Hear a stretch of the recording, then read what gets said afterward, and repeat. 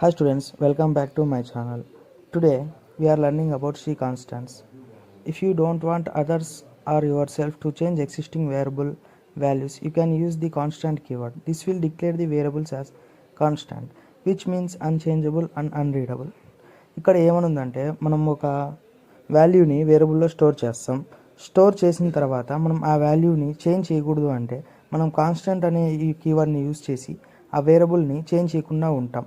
Suppose మనం constant అనే వేరియబుల్ని యూజ్ చేయలేదంటే మనం కోడ్ రాసేటప్పుడు నెక్స్ట్ దాని కింద మనం వేరియబుల్ను వేరే నెంబర్ని స్టోర్ చేస్తే అవుట్పుట్లో ఆ నెంబర్ వస్తుంది. బట్ ఎప్పుడైతే మనం కాన్స్టెంట్ అనే కీవర్డ్ని యూజ్ చేస్తామో అప్పుడు ఆ వేరియబుల్ అనేది చేంజ్ కాకోకుండా అలాగే ఉంటుంది. సో కాన్స్టెంట్ కీవర్డ్ అనేది అన్చేంజబుల్ అండ్ రీడ్ ఓన్లీ అని అర్థం. అందుకే కాన్స్టెంట్ కీవర్డ్ని మోస్ట్ ఆఫ్ ది కోడ్స్లో మనం వాల్యూ చేంజ్ కాకూడదు అంటే ఆ కాన్స్టెంట్ అనే కీవర్డ్ని యూజ్ చేస్తుంటారు. మనం కాన్స్టెంట్ అనే కీవర్డ్ని ఇలాగా యూజ్ చేస్తాం.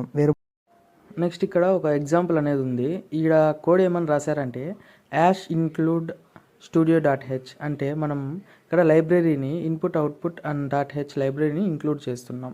మనం ఇక్కడ ఇంట్ మెయిన్తో మనం ఒక కోడ్ని స్టార్ట్ చేస్తున్నాం.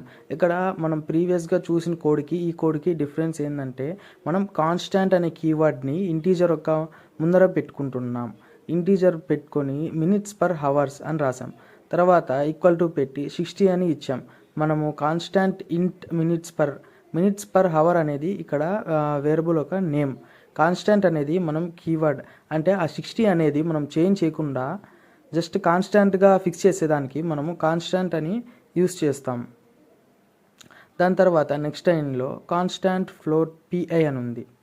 ఇక్కడ పిఐ అనేది వేరియబుల్, కాన్స్టాంట్ అనేది కీవర్డ్, ఫ్లోట్ అనేది మనం ఫ్లోటింగ్ పాయింట్స్ లైక్ మనం డెసిమల్ పాయింట్స్ తీసుకోవాలంటే 0.1 కానీ 3.124 కానీ అలా ఏదైనా యూస్ చేయాలనుకుంటే మనం ఈ కాన్స్టాంట్ అనే ఫ్లోట్ అనే కీవర్డ్ని ఉపయోగించి కాన్స్టాంట్ కీవర్డ్ని యూస్ చేస్తాం. ఎందుకంటే మనం దాని వాల్యూని ఎటువంటి పరిస్థితుల్లోనూ నెక్స్ట్ మనం చేంజ్ చేసుకోవాలనుకున్నా కోడ్ మాడిఫై చేయాలనుకున్నా కానీ మాడిఫై చేయకూడదని చెప్పేసి ఆ కాన్స్టాంట్ కీవర్డ్ని యూస్ చేస్తాం.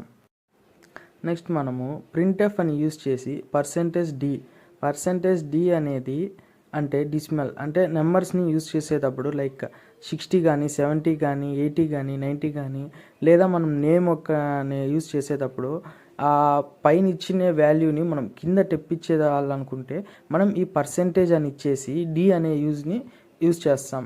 దాని తర్వాత /n అని ఉంది. /n అంటే నెక్స్ట్ లైన్ అని కామా మినిట్స్ పర్ అవర్ అంటే మనం ఇచ్చిన యొక్క వేరియబుల్ అంటే ఆ వేరియబుల్లో 60 అనే నెంబర్ని మనం స్టోర్ చేసాము. మనం ఈ ప్రింట్ఎఫ్ కోడ్లో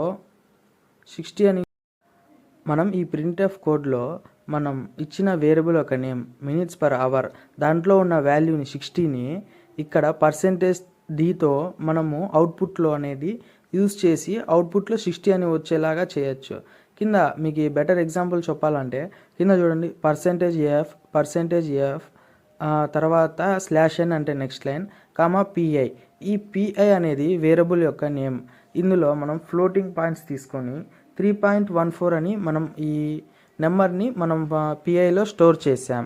ఇక్కడ పర్సెంటేజ్ ఎఫ్ అని మనం ఎందుకు యూజ్ చేస్తామంటే ఇవి ఫ్లోటింగ్ నెంబర్స్ కాబట్టి మనం ఈ పర్సెంటేజ్ ఎఫ్ అనేది యూజ్ చేస్తాం. పైన ఉన్నది జస్ట్ నెంబర్స్కి నేమ్స్కి అయితే మనం పర్సెంటేజ్ డి అనేది యూజ్ చేస్తాం. ఇక్కడ మనం ఏదైనా ఫ్లోటింగ్ నెంబర్స్ కానీ నేమ్స్ కానీ రావాలనుకుంటే percentage D R percentage F ఉపయోగించి దాని పక్కన కామా పెట్టి దాని తర్వాత మనం ఏదైతే చేస్తామో ఆ వేరియబుల్ యొక్క నేమ్ని మెన్షన్ చేస్తే మనకి అవుట్పుట్లో ఆ ఒక వేరియబుల్ అనేది స్టోర్ చేసిన వాల్యూ అనేది అవుట్పుట్గా చూపిస్తుంది. ఇక్కడ మనం ఇచ్చిన వేరియబుల్ నేమ్స్ వచ్చి మినిట్ పర్ అవర్ తర్వాత పిఐ అని ఇచ్చాము. బట్ ఇక్కడ మనం ప్రింట్ఎఫ్ స్టేట్మెంట్తో మినిట్స్ పర్ అవర్ని పిఐని అవుట్పుట్గా యూజ్ చేసాము. దాని తర్వాత మనం ఇక్కడ ఇంట్కి ఫ్లోట్కి ఫ్రంట్లో కాన్స్టాంట్ అనే కీవర్డ్ని యూజ్ చేసాం. సో మనం చేంజ్ చేయాలనుకున్నా మనం ఆ నెంబర్స్ అనేది చేంజ్ చేయలేము. ఎందుకంటే ఆ కాన్స్టాంట్ ఈ కీవర్డ్ వల్ల ఆ వేరియబుల్లో ఈ నెంబర్స్ అనేటివి పర్మనెంట్గా స్టోర్ అయ్యేదానికి యూజ్ అవుతాయి. మనం నెక్స్ట్ స్లైడ్లో సి వేరియబుల్స్ గురించి నేర్చుకుందాం. ఇక్కడ వేరియబుల్స్ అంటే మనం స్టోర్ చేసే ఒక వాల్యూని దాన్ని నేమ్గా క్రియేట్ చేసేదాన్ని కంప్యూటర్ లాంగ్వేజ్లో వేరియబుల్స్ అంటారు. Variables are containers for storing data values like numbers and characters in C program. Variables అంటే అది స్టోరేజ్ ఆఫ్ ఏ కంటైనర్. మనం కంటైనర్ లాగా యూజ్ చేస్తాం. ఏ దానికి యూజ్ చేస్తామంటే డేటా వాల్యూస్ ఏవి అంటే నెంబర్స్ కానీ క్యారెక్టర్స్ కానీ స్ట్రింగ్స్ కానీ ఏమైనా నేమ్స్కి కానీ మనం ఏ దానికైనా యూజ్ చేయాలనుకుంటే స్టోర్ చేసేదానికి మనం వేరియబుల్ అనే దాన్ని యూజ్ చేస్తాం. There are different types of variable. మనకి ఇక్కడ చాలా డిఫరెంట్ టైప్స్ ఆఫ్ వేరియబుల్స్ ఉన్నాయి. Defines with different keywords.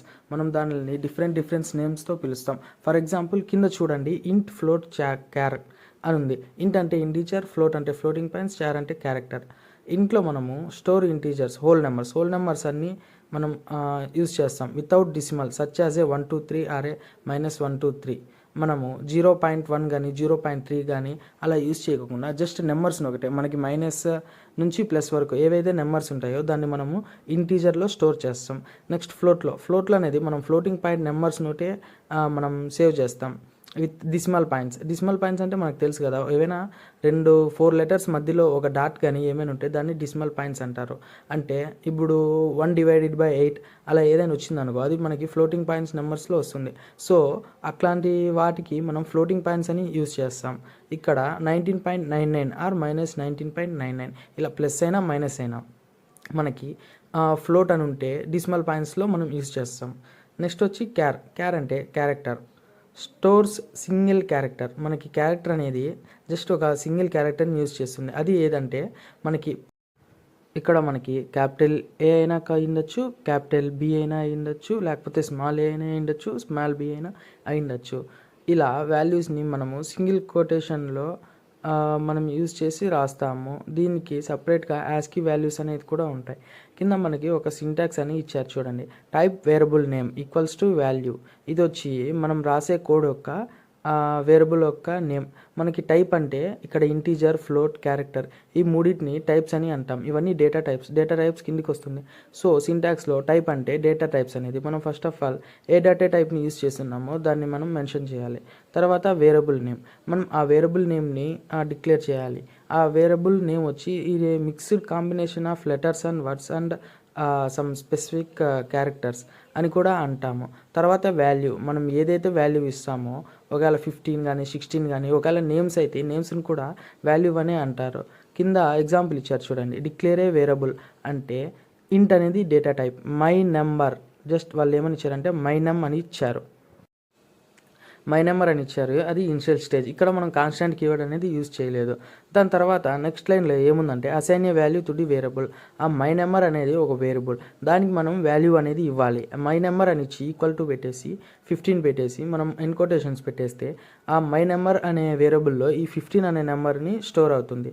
మనం ఇలాగ వేరియబుల్ క్రియేట్ చేసి దాంట్లో మనము మన యొక్క నేమ్స్ కానీ నెంబర్స్ కానీ ఏదైనా కూడా స్టోర్ చేసి మనం మన యొక్క కోడ్లో యూజ్ చేసుకోవచ్చు. బట్ ఎప్పుడైతే నువ్వు కాన్స్టెంట్ అని కీవర్డ్ యూజ్ చేస్తావో దాన్ని నువ్వు మాడిఫై చేయలేవు.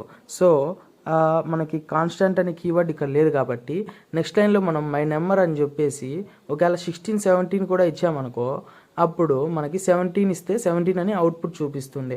బట్ మై నెంబర్కి ఫ్రంట్ నువ్వు కాన్స్టెంట్ అనే కీవర్డ్ని ఇంట్ అనే ముందు మనం కాన్స్టెంట్ అనే కీవర్డ్ని యూజ్ చేస్తే ఆ నెంబర్ అనేది చేంజ్ అవ్వదు. Thank you students, we will meet in